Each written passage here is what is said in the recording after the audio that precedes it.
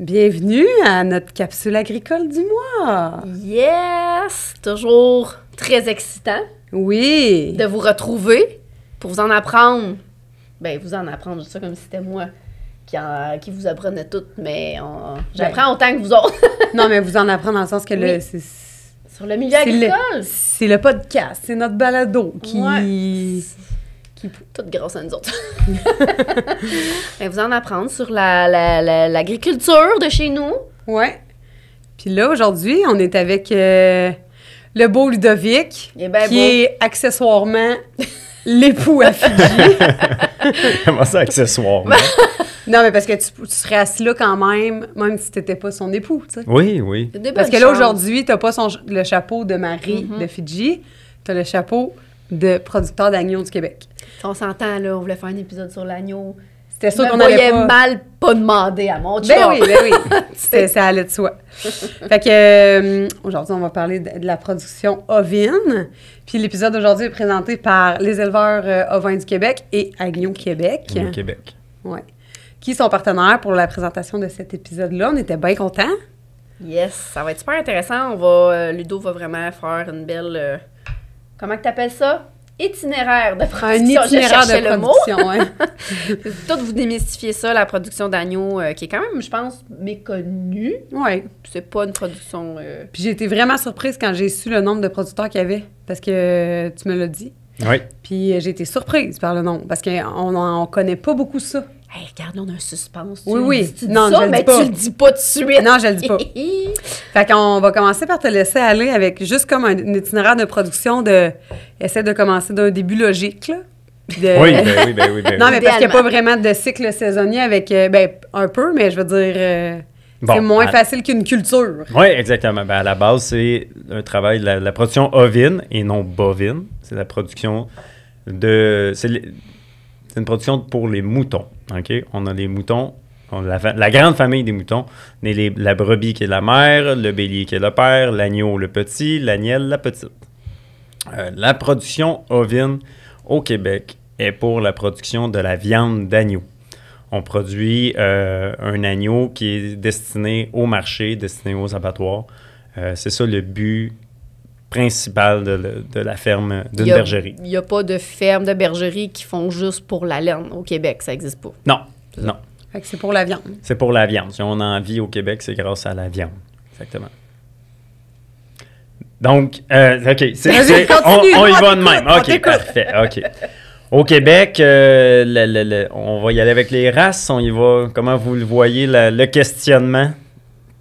Ben, si C'est- c'est important et que ça fait une différence, la race, vas-y, parle-nous-en. Tu sais, on OK. connaît zéro ça, là. Fait que- Dans Ben la- oui, considérant qu'il y a de la production de laine et de viande, tu sais, il y a des races à laine à viande. tu sais, Oui, on travaille avec des races, on a des différentes races au Québec. Il y a à peu près autant de façons de faire qu'il y a de bergeries, mais les façons les plus courantes, les gens travaillent avec principalement 4 races qui ont chacun une qualité. OK? On a des races qui sont maternelles, donc qui s'occupent bien de leurs petits.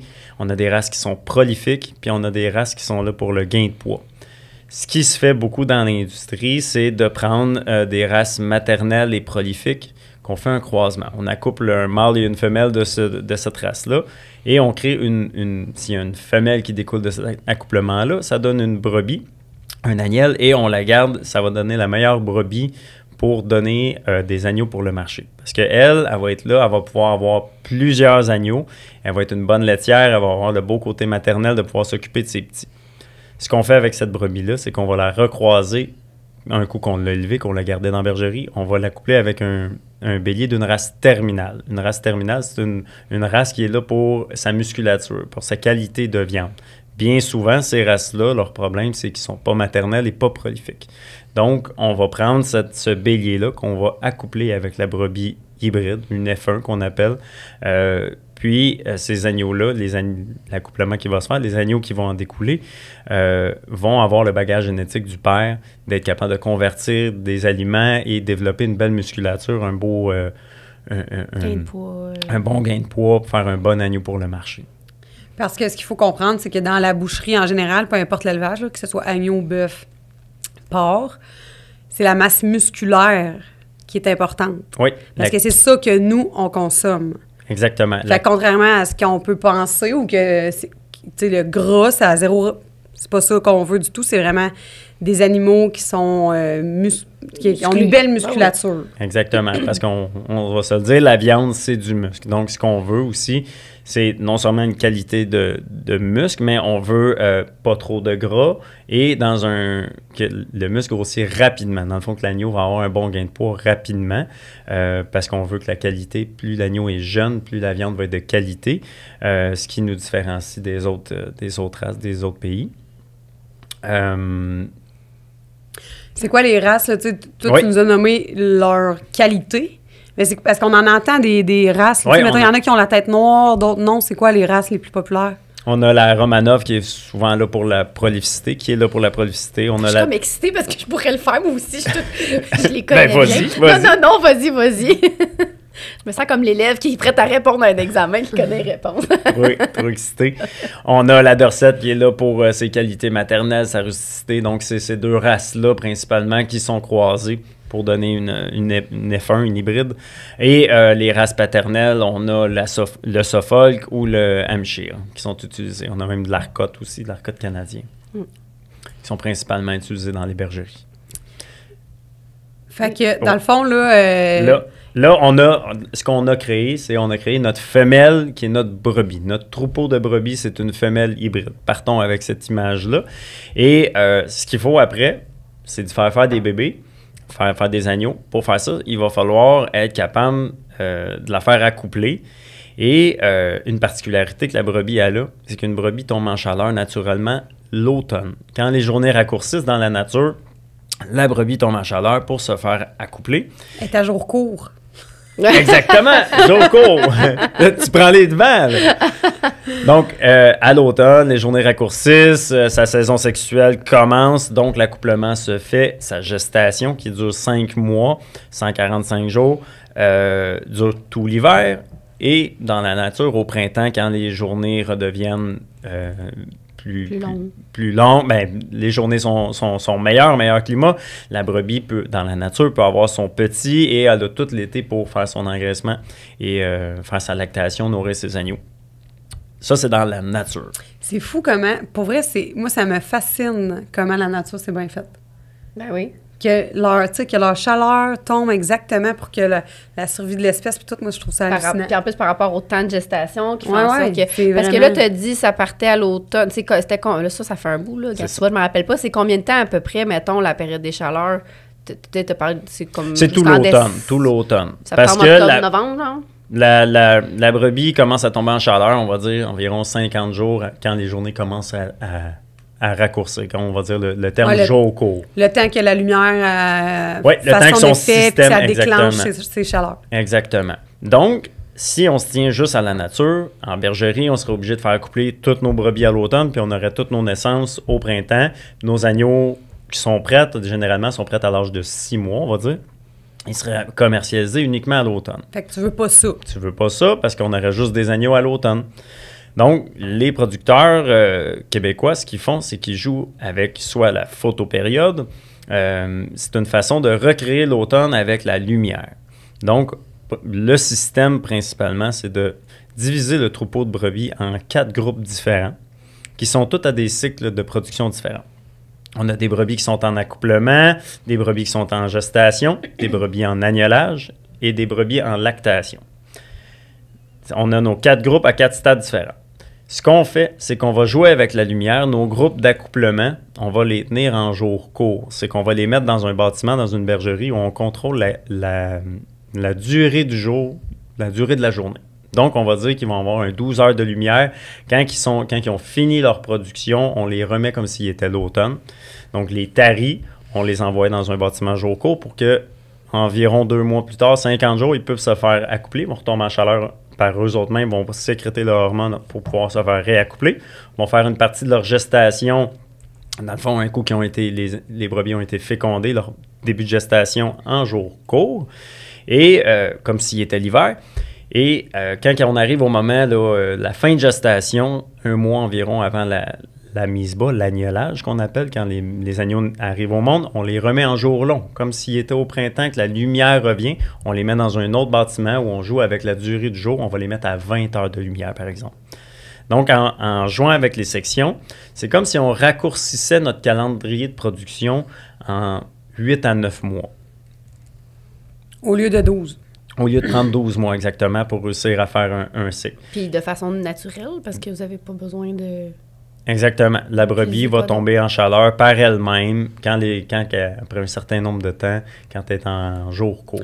Non, mais c'est peut-être une question niaiseuse, là, mais mettons, ta brebis qui est gestante, il faut absolument que les jours soient longs pour qu'elle mette bas ou non? Non, c'est Une pas. fois que c'est C'est fait. parce qu'il faut la transférer à un moment donné qu'elle sorte de son cycle hivernal, son cycle de jour court. Il faut qu'elle retombe en jour long. Pour prendre du gain, prendre plus de gain? Non, c'est pour que tu prépares qu'elle, dans sa tête, est en mode été pour préparer le prochain accouplement qui va s'en venir. Parce que ça prend une durée minimum de jours courts pour une durée minimum de jours longs. Parce que si elle pour a pas... après ça, être en jour court. Parce que Je s'il n'y a comprends. pas assez longtemps de différence entre les deux, elle ne pourra pas retomber en chaleur après. OK, je Elle, c'est comme si elle avait pas d'été, de saison longue, de longue durée du jour, elle ne tombera pas en chaleur la prochaine Je comprends. fausse automne, si on veut. Parfait.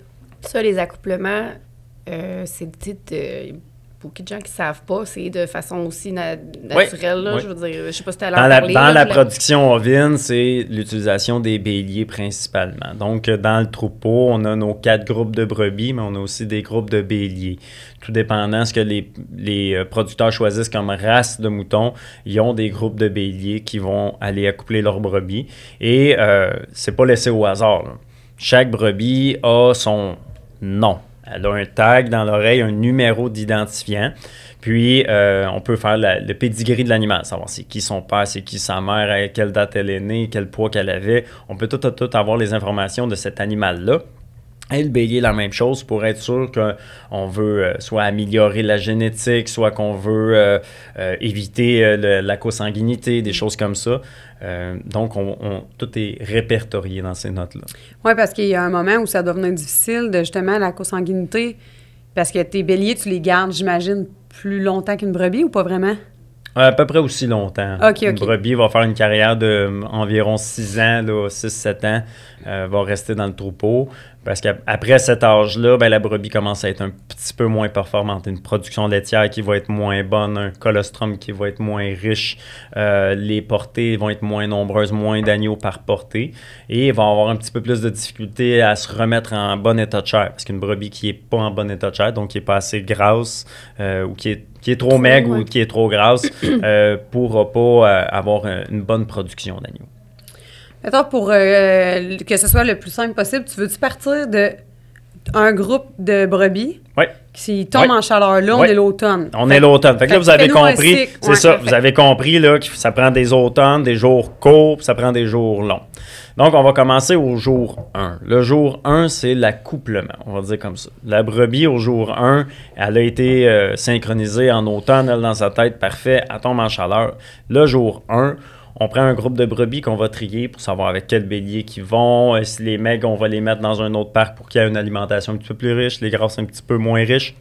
Et ce qu'on fait, c'est qu'on introduit le bélier, les groupes de béliers ou les béliers, le jour 1.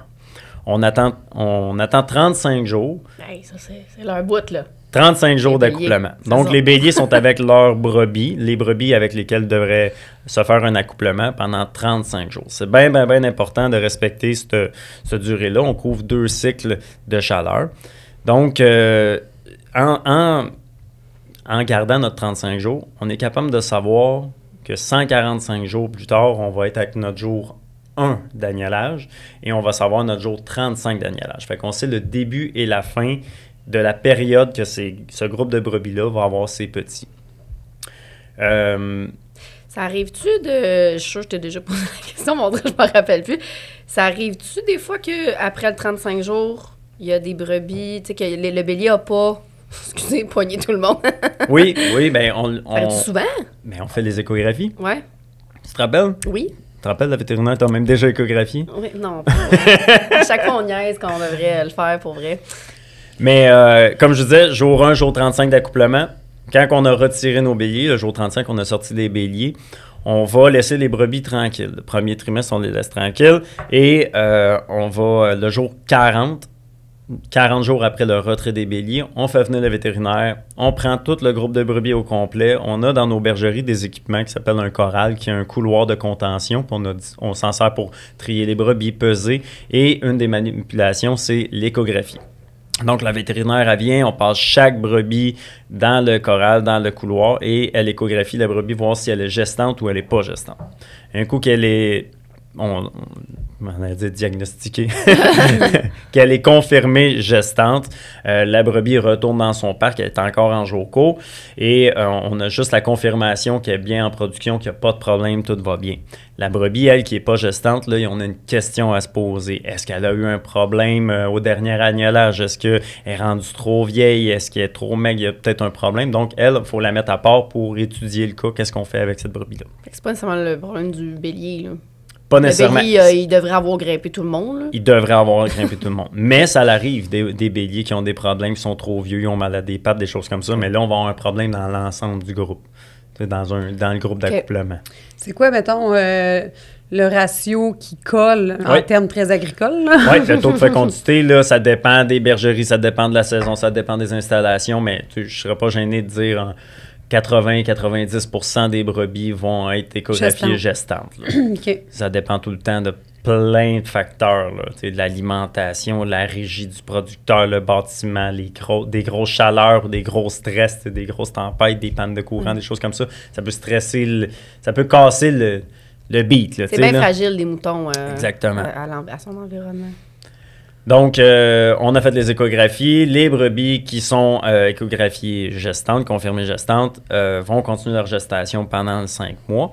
Puis, rendu environ à 1 mois avant la date jour 1 d'agnelage, on va transférer les brebis dans une autre bergerie qu'on appelle la bergerie des naissances, la bergerie chaude, des bergeries chaudes, qui sont isolées. On va tondre la brebis, on va lui couper les ongles longs, on va la mettre belle et propre, on va dégager son pied, on va tout analyser son état de chair pour voir s'il manque des choses dans l'alimentation. Puis là, on la laisse tranquille jusqu'au jour 1. Le jour 1, on va arriver dans la bergerie. Ça devrait être notre premier agnelage le jour 1. Puis on va avoir notre groupe au complet pendant 35 jours d'agnelage. J'ai une question. Comment ça marche une chaleur d'une brebis? Tu sais, dans le fond, c'est tout là, le cycle des femmes. Tu sais, t'ovules pendant une journée, ton ovule peut être bon max 3 jours. Tu sais. Mais eux, dans leur période de chaleur, à partir de quand il y a des jours courts, est-ce que... Ça arrive qu'ils vont comme tout être, tu sais, que tu vas avoir ta période d'agnelage, elle va durer juste 15 jours parce qu'ils ont toutes quasiment ovulé en même temps ou comment ça marche? Ça peut se passer. Il y a des cycles qui peuvent être plus forts. Les brebis, comme je disais, en 35 jours, on couvre 2 cycles de production d'ovule pour être sûr. Puis il y a même... Fait un cycle complet de je sais même pas comment... c'est 14... C'est menstruel de la Oui, c'est parce que je voulais pas dire menstruel, là, mais ça dure pas 35 jours, c'est plus court. Non, c'est 14-16 jours là, environ. Il y a 2 cycles dans ton 35. Il y a 2 cycles, il y a 2 productions.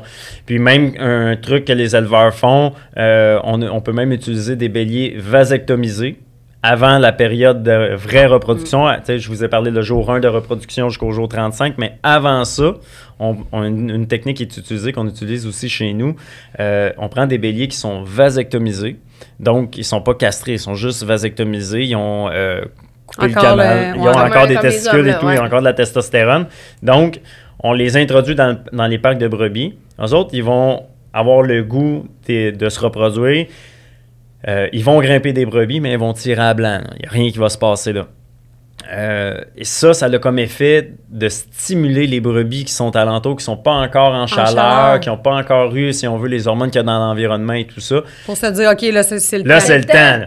Fait que quand ils voient ça, ils en voient une à côté qui se fait grimper, ils voient le beau bélier, ils disent « Ah, ça serait le temps que je tombe en chaleur. » J'exagère, là, mais c'est environ comme ça.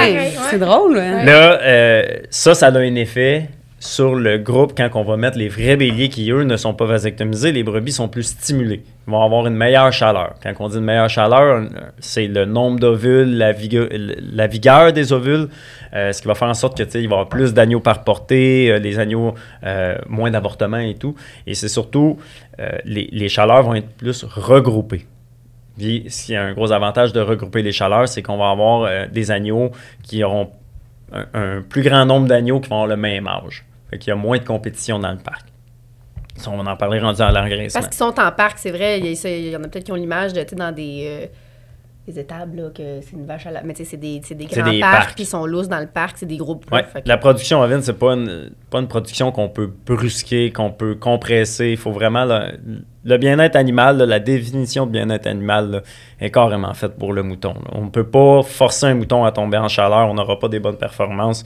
On ne peut pas condenser des moutons, ils n'aimeront pas... C'est tellement nerveux, puis tout, c'est ça. C'est des animaux très, très fragiles. Ouais. Il faut avoir... Mais juste, ça n'a même pas rapport avec l'agneau, mais il ne faut pas non plus penser qu'il y a beaucoup d'animaux que...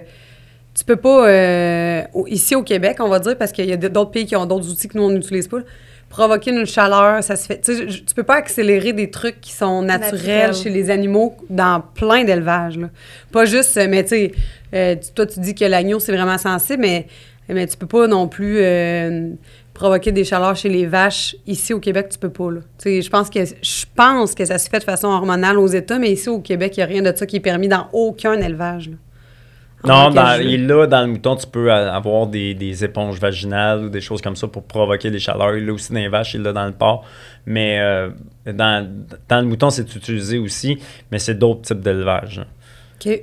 Mais ce que je voulais dire, c'est que, tu sais, on parlait des parcs, là, des grands parcs, les moutons, il faut qu'il y ait de l'espace pour réussir, il faut qu'il y ait une bonne ventilation. C'est pas des animaux qu'on peut... pas un élevage industrialisé, là, vraiment. Mm-hmm. Sinon, ben ça ne va pas bien fonctionner. On revient à l'agnellage, période d'agnellage. Dans le fond, les brebis, ils sont en parc.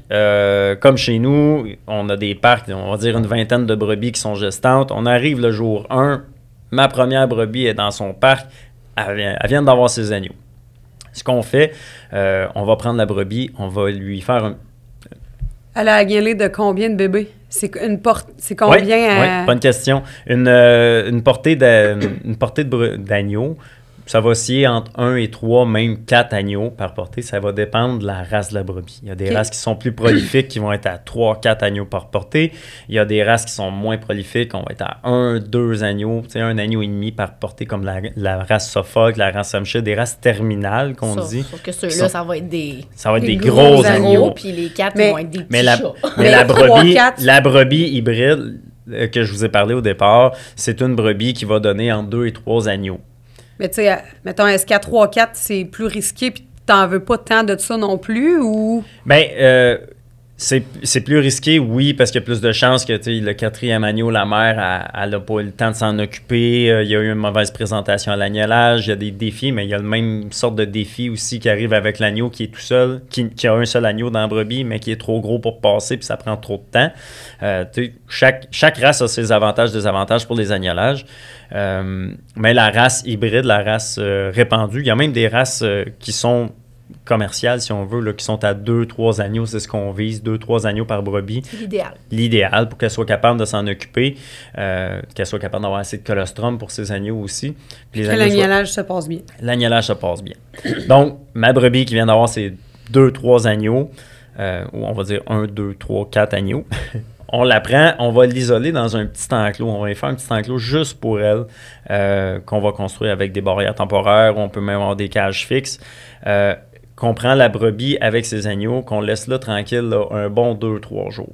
Pourquoi on fait ça? C'est pour que le lien se fasse entre les agneaux et la mère, pour que la mère reconnaisse ses petits, que les agneaux aient le colostrum de ces petits, donc le premier lait, qui est le lait le plus riche, qui a tous les anticorps et tout ça. Comme nous autres. Comme nous autres. Et pendant ce temps-là, nous autres, on va faire l'identification des agneaux. On va pouvoir lui poser son tag, son numéro dans l'oreille. Vous avez souvent remarqué ça, là, c'est une espèce d'étiquette jaune qu'on peut clipper après l'oreille. Ça, c'est un numéro d'identifiant. C'est comme si c'était son nom. Fait que là, nous autres, on va pouvoir rentrer ça dans le pedigree de la mère. La mère, elle a eu cette portée-là à telle date, elle a eu 3 agneaux, tel poids des agneaux. Puis après ça, on part la fiche des agneaux. C'est bien important de faire ça au départ pour pouvoir suivre l'évolution. Si jamais plus tard, on a un problème avec l'agneau, on va pouvoir identifier c'est qui sa mère dans le parc. Donc, on a fait un petit casier, une petite case pour la brebis et ses agneaux. Et 2-3 jours plus tard, ce qu'on va faire, c'est qu'on va sortir la brebis et ses agneaux qu'on va envoyer dans un autre parc qui va être un parc rempli de brebis qui ont eu des agneaux qui ont sensiblement le même âge. Ce qui va les amener à socialiser, à bouger en masse, à avoir de l'espace. On a encore là un grand parc pour les brebis et les agneaux. Et on a une alimentation qui est un petit peu plus riche parce que là, la brebis, elle a commencé sa production laitière. Mais la production laitière, c'est pas pour nous faire... c'est pas pour nous le lait, là, pour la transformation. C'est uniquement pour l'alimentation de son agneau. Donc, on a besoin que la brebis produise un lait de qualité, un lait qui est assez gras, assez protéiné, parce que c'est le seul aliment que l'agneau va manger pour le départ. Donc, on a eu notre groupe d'agnelage. Là, je vous ai dit, la première, j'ai mis dans un casier, mais je reviens au train du soir. Oh, deuxième brebis, je monte un deuxième casier, troisième casier. Puis au jour 35, techniquement, tout mon parc de brebis, tout mon groupe de brebis va avoir eu ses petits et va être transféré dans un autre parc où on dit qu'ils sont rendus en lactation. Une question qu'on se fait souvent poser, c'est par rapport à... Tu as dit, elle a agnellé, ça arrive... pourcentage que ça se fait tout seul ou que tu dois être... Naturellement, ils vont le faire tout seul. Tu n'as pas besoin d'être systématiquement là pour un agnellage. On a beaucoup d'interventions, beaucoup d'aide à donner. Je dirais que chez nous, dans ma bergerie, peut-être qu'on en aide... aider à l'agnellage, ça va dire d'intervenir, de rentrer notre main, d'aller sortir les agneaux. Des fois, c'est juste les placer parce qu'il y a une mauvaise présentation. Dites-vous qu'il y en a 2 ou 3 dans Bédène. Puis là, ils veulent tous sortir en même temps. Fait que là, il y a un mélange de pattes où la tête se présente moins bien, des choses comme ça. Fait qu'il faut aller les aider.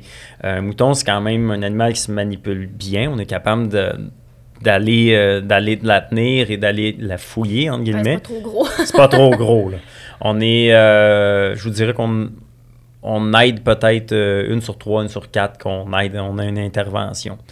Souvent, des cas problèmes vont être des brebis, disons, un peu plus affaiblies. Fait qu'il y a une brebis qui est plus faible, une brebis qui est plus vieille, plus maigre, une trop grasse, des brebis qui sont pas assez prolifiques, donc qui ont comme un seul agneau, puis la brebis, elle a excessivement mangé ou quelque chose comme ça, ben là, l'agneau, il est rendu tellement gros qu'elle a de la difficulté au passage, il faut l'aider à tirer sur l'agneau. Ou bien, une brebis qui est trop prolifique, elle a 3-4 agneaux, les agneaux, ils veulent tous sortir en même temps, sont emmêlés. Donc là, il faut aller repousser les agneaux. Oui, t'as une question? Oui, Christelle! Non, mais là, vous faites une échographie au début pour voir si sont gestantes, mais en refaites-vous après ou jamais?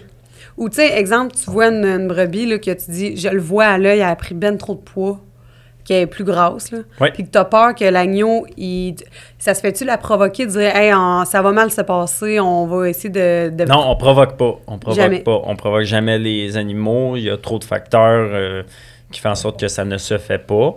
Ce qu'on fait au moment de la tonte, on tond la brebis environ 6 semaines avant la date d'agnellage, avant notre jour 1. On va tondre la brebis. Parce que là, dites-vous bien que la brebis, ça fait depuis son dernier agnellage que sa laine a poussé sur le dos. Fait que là, elle est rendue comme avec un gros manteau de laine sur le dos. En fin de gestation, faut la mettre confortable, faut la mettre belle, faut la mettre propre. Parce que la laine peut être souillée, peut être un peu plus sale, le pied est moins bien dégagé. Donc, on va tondre la brebis. On va faire venir un professionnel, un tondeur, qui prend chaque brebis, qui coupe la laine. Et à ce moment-là, on va voir le réel état de chair de la brebis. On va être capable de dire « Ah, elle est maigre un peu ». On voit un peu le squelette, on voit les os du bassin, les os de la colonne. Oh, elle est maigre. OK, une brebis qui a vraiment une tablette sur le dos, là, qui est droite, qui a pas de forme de hanche. C'est une brebis qui est trop grasse, elle a accumulé du gras. Donc, on a 6 semaines pour... modifier notre alimentation. On va les séparer, on va faire des parcs de maigres, on va faire des parcs de grasses et on va changer l'alimentation un peu. Quand je dis changer l'alimentation, c'est qu'on va jouer un peu avec la quantité de céréales ou de protéines, d'énergie qu'on va mettre dans leur assiette, dans leur mangeoire. Parce que parlant d'alimentation, vite, Ça mange quoi, un mouton? Oui, un mouton, ça mange c'est un ruminant. C'est comme une vache. Ça a le 4 estomacs, si on veut. Ça se nourrit de la fermentation de foin, de fourrage.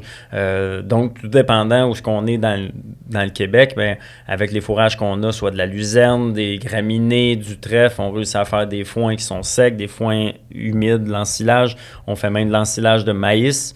La brebis va se nourrir principalement de ça. Et quand elle va être en production, puisqu'on dit production, c'est fin de gestation ou lactation, et en période d'accouplement, on va faire un complément. On va les suralimenter avec, disons, des céréales, du maïs, de l'orge, du soya, pour aller chercher des compléments qui n'ont pas en assez grande quantité, des nutriments qui n'ont pas en assez grande quantité dans l'alimentation, dans leur foin, dans leur fourrage. Donc, c'est principalement ça qu'ils vont consommer. Et dans ces mix-là qu'on fait avec les ensilages, les foins, ben, on va complémenter aussi des minéraux. Ils vont avoir des périodes où elle a besoin des grands besoins de calcium, de phosphore. Quand elle fait les fœtus, elle a besoin de calcium pour produire les petits squelettes qu'elle a en dedans d'elle. Quand elle a besoin de faire une production laitière. Donc, on va complémenter aussi avec des minéraux dans leur ration. Peut-être pour ça que j'ai tout le temps le goût de boire du lait, moi, en début de grossesse. J'ai besoin de calcium pour faire les fœtus. C'est ça. Exactement. On va dire le fœtus. Oui, effectivement. Oui, juste le. OK, fait que là... Continue ton groupe en lactation. Oui, là, on est en période de lactation. On va faire la lactation, on va dire environ 60 jours. Là. On va dire 2 mois que la brebis est avec ses petits. Les petits vont boire le lait de la mère. Puis comment ça fonctionne, c'est que c'est la mère qui reconnaît ses petits. Les petits, eux, ils vont aller téter, ils vont se promener, ils vont y avoir un pis, c'est un pis. Donc, ils vont aller essayer de téter. La brebis s'en rend compte. Oh, il y a un agneau qui est en train de téter après le mien. C'est pas le mien. C'est pas le mien. Dégage. Petit coup de patte, petit coup de tête. Ils sont rough, des fois, ils sont comme non. Je garde ça pour les miens, dégage. Toi, mon tannant, c'est ma crème fouettée. Donc, les petits se nourrissent de ça et progressivement, on introduit une alimentation pour les agneaux. On fait une espèce de petit enclos dans notre grand parc qui a une barrière avec des trous qui sont juste assez grands pour laisser passer les agneaux, mais trop petits pour que les brebis puissent y aller. Dans ce petit parc-là, on va introduire un mélange de céréales, de l'orge, du soya, du maïs, pour que les agneaux commencent à manger par eux-mêmes. Okay? Ils vont imiter le geste de la mère, ils vont aller commencer à manger. Puis en faisant ça, plus vite qu'on est capable de les inciter à manger par eux-mêmes, plus on va développer leur système digestif, plus ça va faire en sorte que ça va être des animaux qui vont pouvoir manger de bonne heure. Pas bonne heure le matin, mais de bonne heure dans leur vie.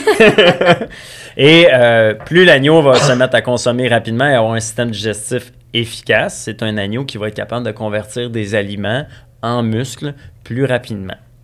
Donc, une brebis qui a une bonne lactation, du bon lait riche, un agneau qui a commencé à manger, c'est un agneau qui va avoir une bonne croissance et une bonne croissance rapidement. C'est ce qu'on vise en production ovine.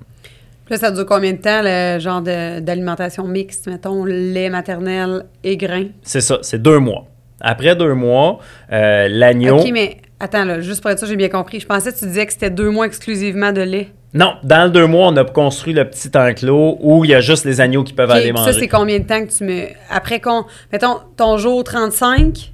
À partir du jour 35, combien de temps? Ben, dès que j'ai sorti mes agneaux de la case, là, tu sais, la première brebis qui a agnolé dans sa petite case que je l'ai mis 2-3 jours, j'ai mis là, après ça, je prends ma brebis, je la transfère avec ses agneaux dans un grand parc qui a des brebis, des agneaux du même âge. Il y a déjà ce petit enclos-là.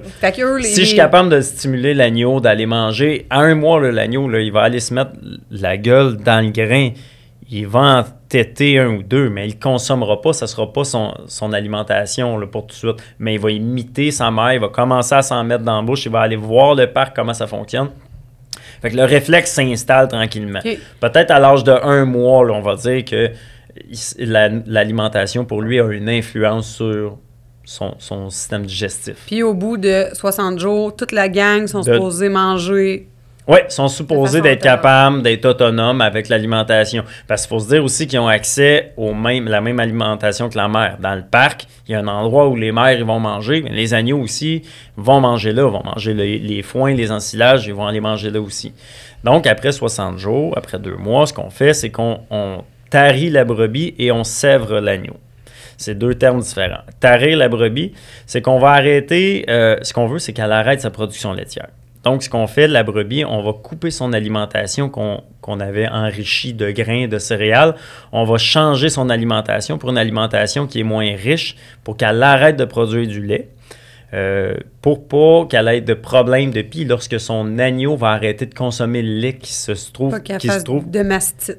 Exactement. De mamite. Une mamite. Mastite, c'est pour les humains. Donc, en tarissant la brebis, en arrêtant sa production laitière, on va en même temps sevrer les agneaux. Sevrer les agneaux, ça veut dire qu'ils vont arrêter de boire du lait. Quelques jours plus tard, on va carrément séparer la mère des petits. Et la mère, elle va être considérée comme une brebis tarie.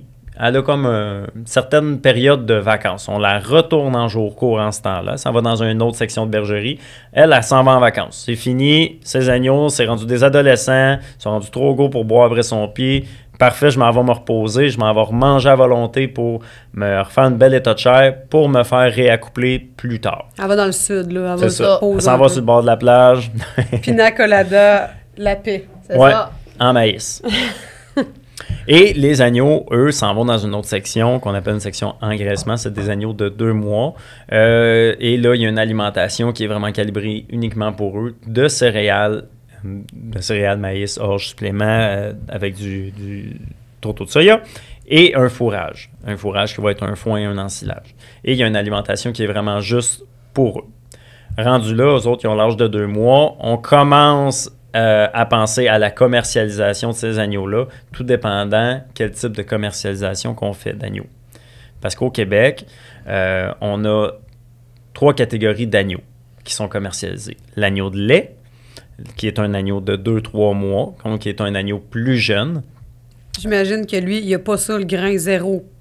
C'est comme oui, un veau. Il y a du lait, non, il y a du grain avec sa mère un peu, mais c'est pas une grande partie de la production ovine n'est pas là. Il y a de l'agneau léger. C'est un agneau, lui, qui va avoir, on va dire, 3-4 mois, qui pèse moins que 80 livres. Lui, il est transigé, il va être vendu à l'Encan. Il est sur un libre marché qui est commercialisé à l'Encan de Saint-Hyacinthe. Puis les producteurs, dans le fond, quand ils arrivent pour vendre ces agneaux-là, ils les envoient à l'Encan de Saint-Hyacinthe et le prix est selon les acheteurs qu'il y a à ce moment-là. S'il y a une fête religieuse qui ont besoin de plus d'agneaux, s'il y a une période dans l'année, disons à Pâques, il y a une plus grande demande d'agneaux, bien, les prix vont être meilleurs. Mais ça, c'est pour la consommation, c'est pas pour de la finition ailleurs. C'est vraiment, il est consommé comme ça. Il y a les deux. Okay. Il va y avoir des racheteurs qui vont racheter des agneaux pour aller les terminer, faire la finition, pour les engraisser encore plus lourd. Mais il y a une bonne partie aussi qui est pour l'alimentation, qui part directement à l'abattage, rendu à cet âge-là, qui vise un marché d'agneaux qui est plus petit, plus jeune. Et la plus grande partie de la production, après ça, c'est l'agneau lourd. C'est un agneau en haut de 80 livres qui va être commercialisé, là, je vous dirais, dans le coin de 50-55 kilos vivants, donc qui est à 100-120 livres. Puis cet agneau-là est commercialisé par l'agence de vente des agneaux, qui est si on veut, l'agence qui appartient aux éleveurs d'agneaux. OK. C'est vrai. L'agence de vente, comment ça fonctionne? C'est, disons, le producteur, il appelle une semaine, il envoie son courriel, il dit « Moi, j'ai tant d'agneaux qui sont prêts pour l'abattage, je vous annonce, mes agneaux sont à vendre. » Donc, l'agence va faire le lien entre le producteur et l'abattoir. On va dire, bon, mais parfait, tes agneaux, ils vont être commercialisés à tel abattoir, tu dois les livrer à telle place, à tel moment, et on a un prix qui est négocié pour l'ensemble du Québec. Fait que vous avez une mise en marché collective par Agneau Québec, qui est votre regroupement collectif de producteurs, juste pour l'agneau lourd. Exactement. Si tu fais de l'agneau de lait ou de l'agneau léger, tu t'organises avec ta mise en marché. Exactement. OK. Exactement. Donc, les avantages de l'agence de vente, c'est un prix qui est fixe, un prix...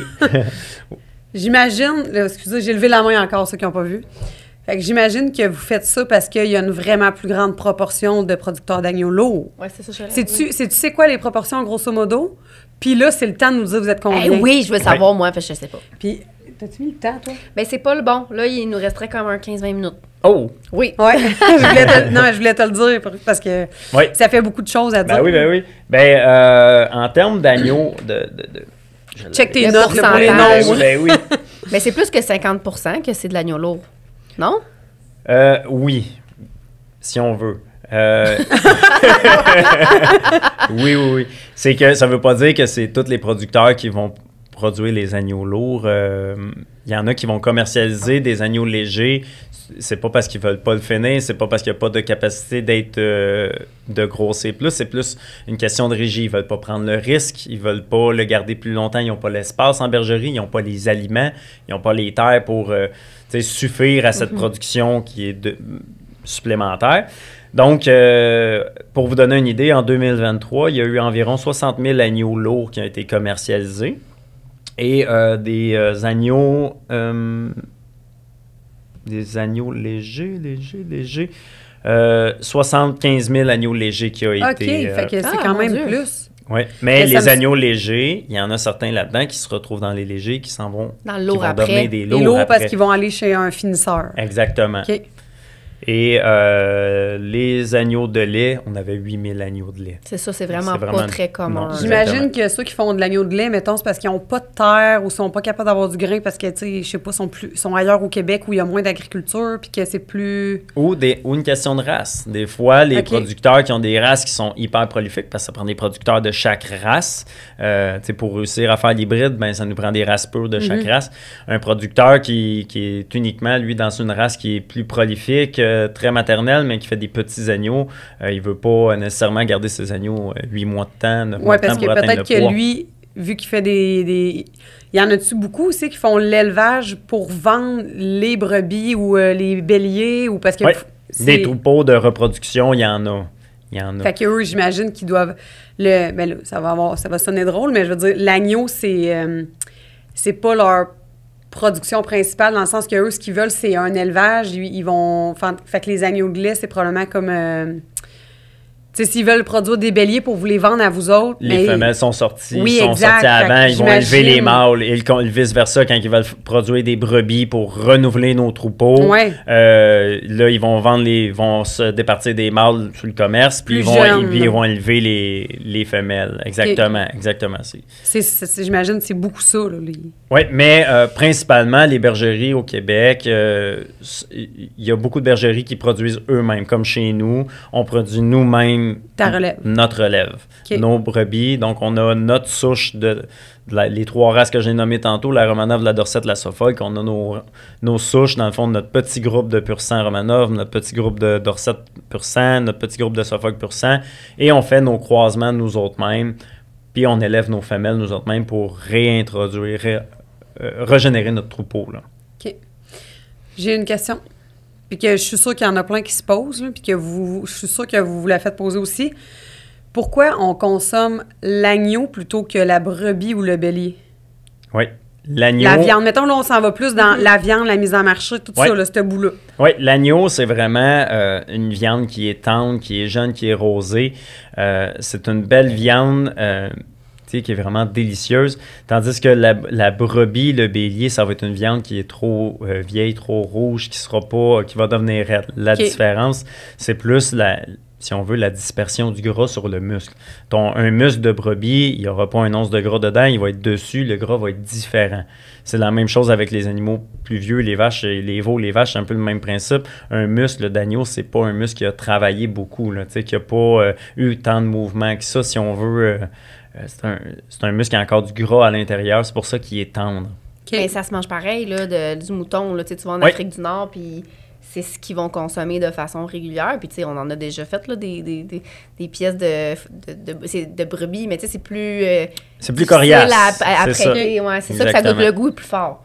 Puis est-ce qu'il y a des... Parce que comme dans le bovin, il y a des races que, comme tu disais, à l'âge adulte, qui sont vraiment pas intéressantes à consommer, puis d'autres races que... adultes, ils vont être vraiment encore bons parce que le gras est dispersé différemment dans le muscle. Ben, où on fait la différenciation avec l'agneau et la brebis qui se ramasse à la viande, c'est une brebis de réforme. Okay? Son but à elle, c'était pas de finir à la viande, son but à elle, c'était de donner des petits.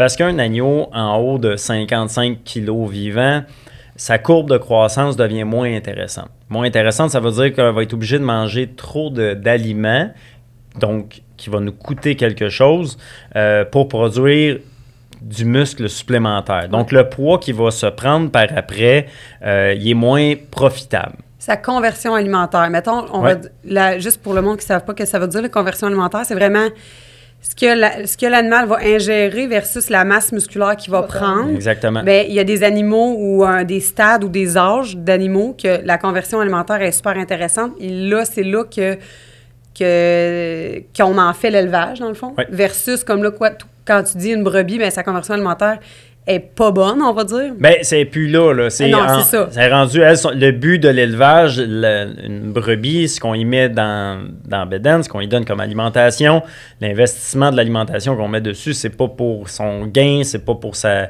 carcasse, c'est pour qu'elle donne des beaux bébés. Exactement. Parce que c'est ça, dans le fond, c'est quand une conversion alimentaire est pas bonne, est pas optimale pour un animal, juste que le monde comprenne, là, c'est que ça va te coûter tellement cher à nourrir cet animal-là pour finalement... Le gain de poids, le gain supplémentaire ne chevauche pas le coût de l'alimentation. Fait que quand on pense que l'agriculture, c'est quand même quelque chose qu'on fait pas comme hobby, mais tu sais, c'est quelque chose qui est à considérer. Exactement. Fait que c'est une des raisons pourquoi on consomme de l'agneau et non de la brebis. Exactement. Puis l'agneau qui est consommé à un âge de 6 mois, il y a 6 mois d'âge de l'agneau, c'est un tournant rendu là, il est moins profitable dans le sens qu'il va manger trop pour le gain qu'il a. Et après 6 mois, la viande va commencer à changer, il va devenir de plus en plus comme un adulte. Donc la viande va rougir, le gras ne sera pas pareil, il va être plus gras, donc une moins belle qualité de la viande. Donc on vise un agneau qui est jeune, puis qui a un beau poids, un bon poids d'environ 50-55 kilos. Ça, c'est l'agneau optimal. Rendu là, cet agneau-là se ramasse aux abattoirs et après ça, dans les boucheries, pour se faire découper et transformer. Puis là, mettons, là, quelqu'un que moi, je dis, hey, j'ai jamais... Puis même, avant de vous connaître, moi, je consommais pas d'agneau. Okay? Parce que c'est pas une viande qui est si populaire au Québec. Tu sais, je pense que c'est pas dans le panier d'épicerie hebdomadaire de tout le monde. Tu sais. Non, il faut démystifier ça. L'agneau, c'est souvent une viande festive, une viande qu'on achète à Noël, à Pâques ou quand on reçoit, mais c'est pas vrai du tout. C'est une viande qui a des belles propriétés. C'est une bonne protéine pour les gens qui s'entraînent. C'est une viande qui est maigre. C'est une viande rosée, très goûteuse. Donc, les gens qui ont des régimes alimentaires peuvent se tourner vers l'agneau, qui ont certaines restrictions peuvent se tourner vers l'agneau. Et c'est pas vrai que l'agneau, c'est une viande qui est trop chère, qui est très chère. Oui, il y a certaines pièces qui sont dispendieuses, mais il y en a des pièces qui sont plus accessibles aussi. Quand on parle, mettons, des rôtis d'épaule, on n'entend pas parler de ça. Mais on est capable d'en trouver pour vraiment pas cher, puis on nourrit quand même une bonne... Ça va coûter la moitié du gigot. Le gigot qui est une pièce plus dispendieuse, les gens ont ça en tête beaucoup parce que c'est plus connu du carré, mais ton rôti d'épaule, il va te coûter... Mais exactement comme les découpes de toutes les autres viande qu'on consomme. Je veux dire, dans un bœuf, il y a des découpes qui coûtent très cher, puis il y en a qui sont super abordables. Fait que j'imagine que c'est la même affaire. Exactement. On dirait que les gens associent que tout l'agneau, c'est cher, mais non, c'est pas vrai. C'est ça, il y a plein de pièces abordables. Oui. Fait que, mettons, moi, demain matin, là je suis Madame X, puis j'écoute ça, puis je dis, bon, ben moi, je veux manger de l'agneau. Oui. Ce qu'il y a de plus simple, là, nous, dans le fond, avec l'agence de vente, avec les éleveurs d'ovins, il y a un site Internet qui a été mis sur pied qui est agneauquebec.com où on peut trouver les sites des endroits où il y a de l'agneau du Québec qui se vend. Des partenaires, soit des boucheries à la ferme, soit des épiceries fines qui ont des pièces d'agneau. Les gens peuvent se référer à ça, puis aussi trouver des recettes et des façons de faire là, pour l'agneau. Est-ce qu'à l'épicerie... Si je vais dans un supermarché, l'agneau qui a ses tablettes, c'est pas sûr qu'il vient d'ici. Il y a de l'importation. Il y a de l'importation. Il y a de l'importation. Il y a beaucoup d'importations de Nouvelle-Zélande, d'Australie. Faut faire attention. Faut regarder les emballages. Faut questionner les bouchers d'où viennent les carcasses parce qu'il y a une énorme différence si on veut, là, pour la qualité de l'agneau, la couleur de l'agneau, le goût de l'agneau, avec l'agneau québécois, l'agneau de Nouvelle-Zélande. Donc, c'est important de le demander d'où provient l'agneau. Mais sinon, sur le site Agneau Québec, on peut voir tous les points de vente. On peut voir des points de vente. Oui, par exemple, comme chez nous, on a une boucherie directement sur notre ferme, donc on est sur le site. Fait que quelqu'un qui recherche dans la région de Joliette, je recherche une boucherie pour avoir des pièces d'agneau, ben ils peuvent venir nous voir directement. Là, il y a des boucheries spécialisées, il y a des abattoirs, des points de vente comme ça.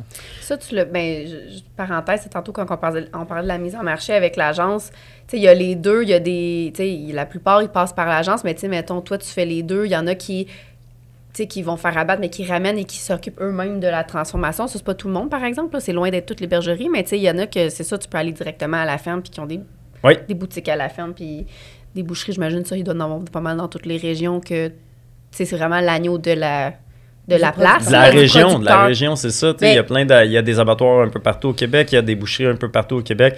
Donc, les producteurs, il y en a qui ont des boucheries directement à la ferme ou des points de vente directement à la ferme. Il y a des boucheries spécialisées qui font affaire uniquement avec un éleveur parce qu'ils adorent la façon que l'éleveur s'occupe de ses animaux, ils adorent le résultat, donc la carcasse des agneaux. Il y a beaucoup de liens comme ça pour trouver de l'agneau québécois, là. Je pense que pour quelqu'un qui a envie de commencer ou de goûter, l'idéal, c'est vraiment de pas d'aller dans un supermarché. Non. C'est d'aller rencontrer soit... Tu sais, un boucher qui a ça dans sa boucherie, probablement que c'est parce qu'il aime cette production-là ou qu'il va avoir... Tu sais, il va savoir comment travailler la viande. Fait qu'un boucher ou un producteur, clairement que c'est les meilleures personnes pour vous faire découvrir cette viande-là puis l'apprécier, là. Oui, exactement. Un boucher qui va prendre la peine de commander de l'agneau du Québec puis de tenir de l'agneau du Québec, lui, c'est parce qu'il va avoir ça à cœur. Il va comprendre pourquoi il est différent et qu'il est meilleur. Donc, c'est la meilleure personne pour... Tantôt, tu ne l'as pas dit, vous êtes combien de producteurs? Ouais. Combien d'éleveurs? OK. Au Québec. On l'a gardé pour la fin. Ouais. Selon le MAPAC, on est 900 producteurs d'agneaux au Québec. Ah, mais OK? moi, là, Quand j'en même. revenais pas parce que... Tu sais, l'autre fois, je l'ai dit, combien de producteurs de fraises, c'est genre 350. Mais dans le 900, c'est pas tout le monde qui a envie. Dans le 900, Il y en a qui en ont 20, genre. Exactement. Ça, ouais.